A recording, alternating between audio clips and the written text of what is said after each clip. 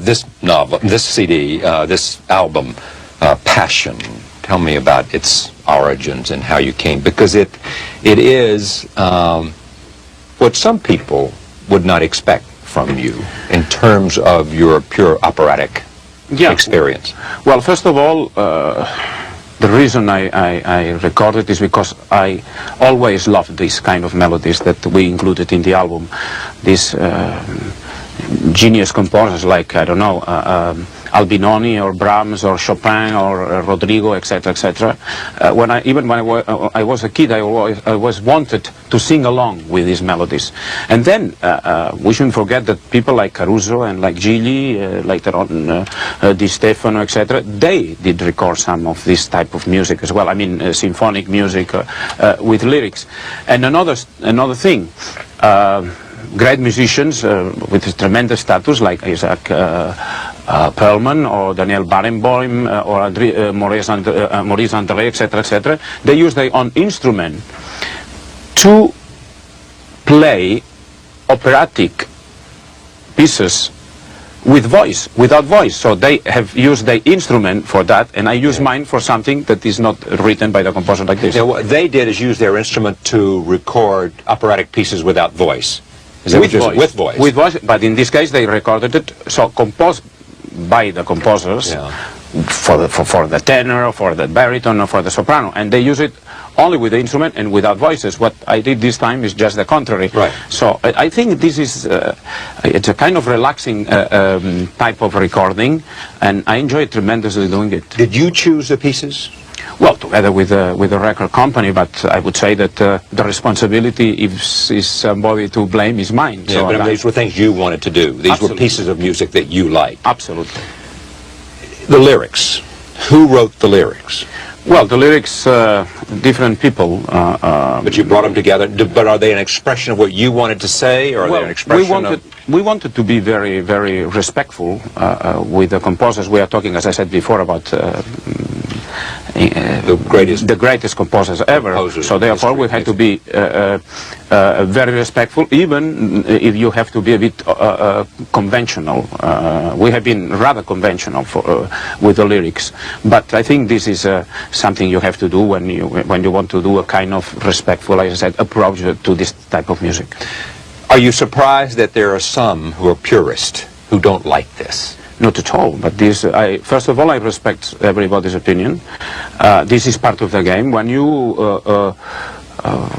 decide to do such a project, you know that this is going to be some criticism.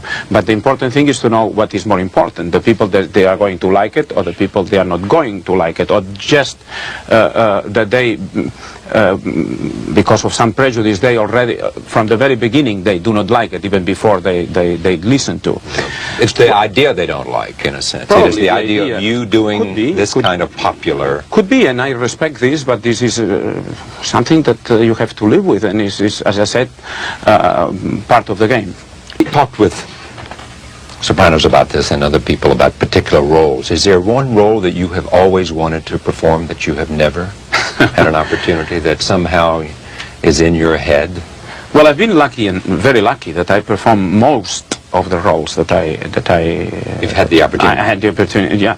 But of course, the tenor dream is to sing Otello, Verdi's Otello. I think that this is a role that every tenor that has a certain type of voice and certain type of instrument and personality wishes to sing. I don't know if this is going to happen one day.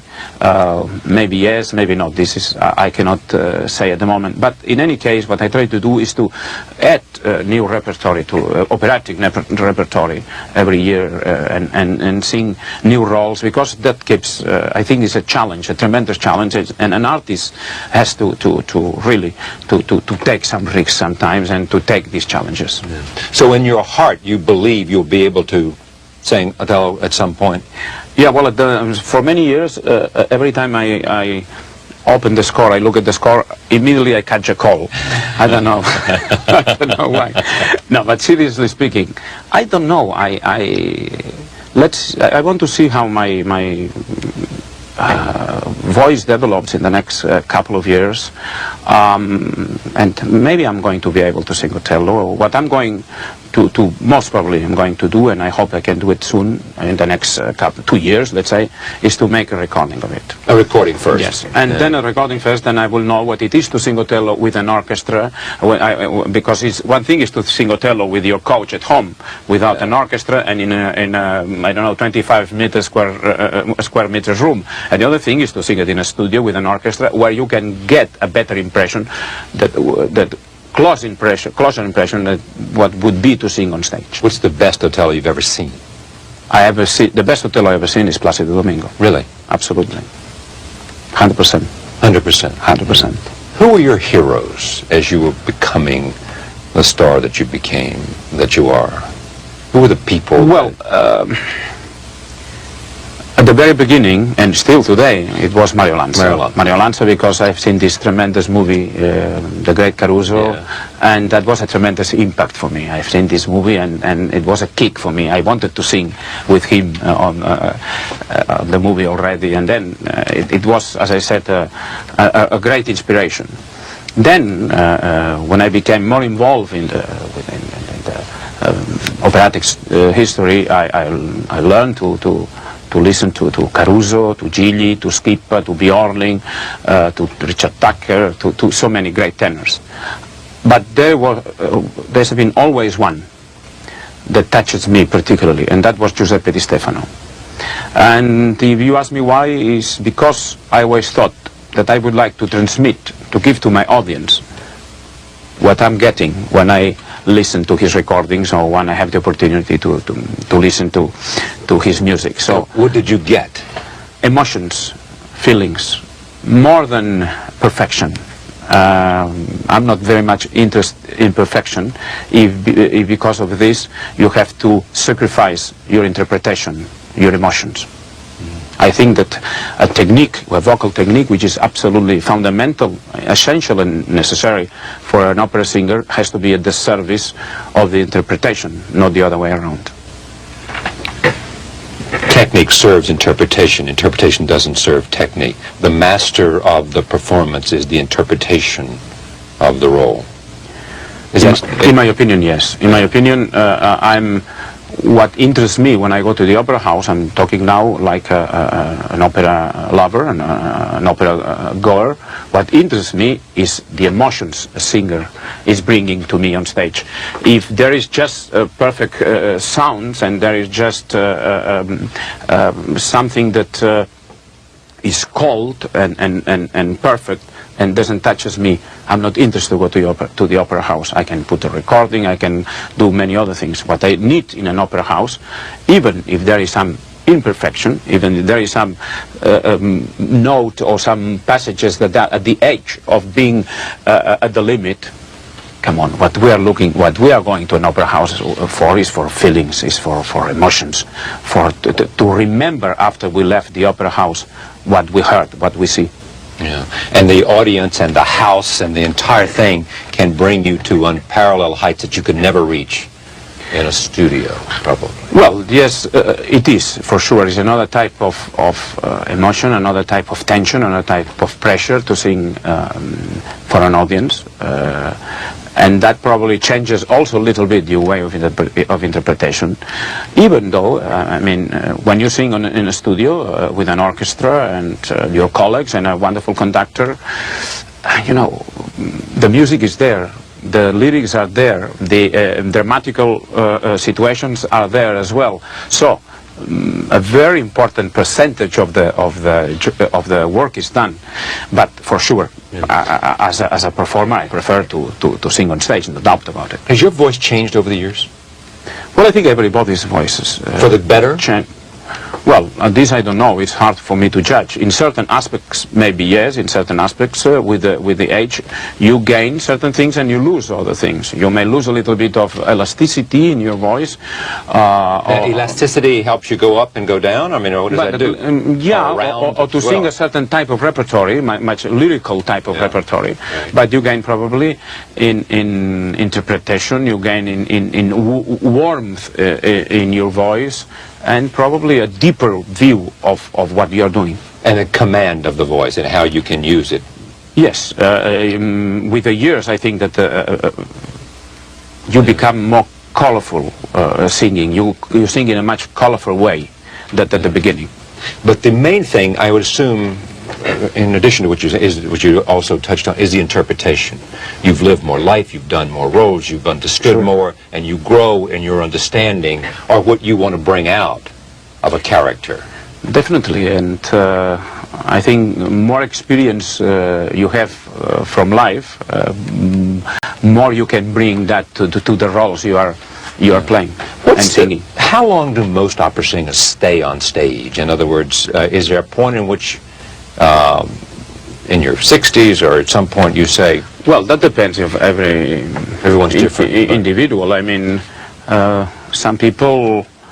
After a certain age, they decide to retire. Sometimes because the rigors are too hard. Yeah, this is one of the points, and not only exactly. This is a very important thing, and not because the instrument is not there anymore, but because they cannot go on with the pressure anymore. And some other people, to go on stage is their life. And look, Luciano, for instance, Luciano is 60 years old. But his voice sounds like a 35 years old man. So I hope that he goes on for another 15 years singing, because in 15 years' time he's going to sound like somebody that is 50. Every individual is different. But if somebody has the type of voice that can sing long, I think, and it's a wonderful gift. We're going to go out with something from the three tenors. But tell me this, characterize, if you can, and I'm not sure it's fair, but you can tell me if it is or is not. Characterize the three voices. Domingo. Characterize his voice. Well, it's very difficult to characterize a voice. What I can characterize is that apart, besides this, the incredible instrument that Domingo has, he has a kind of talent for music, musicality. He is, to say it in a colloquial way, he sings in a way that is like he has been composing the music. He has such an instinct and talent for the phrasing, for the interpretation, for the musical line, for the legato, that is absolutely extraordinary in our days and in this century, I would say. In this century? Yeah, absolutely. And what does Pavarotti have? Well, Pavarotti has, besides, again, we don't talk about the instrument because the instrument is absolutely outstanding and extraordinary, one of the most beautiful instruments of the century, in my opinion, as well, without any doubt. But he has this power of communication, and besides this tremendous facility to sing, but he has, in every of his interpretation, this tremendous, as I said, power of communication. And he's a born communicator with a fantastic instrument. And Carreras? Well, what's your strength? I think that people, or at least some people, realize that I'm sincere when I'm singing, and I'm trying to transmit something that I have inside.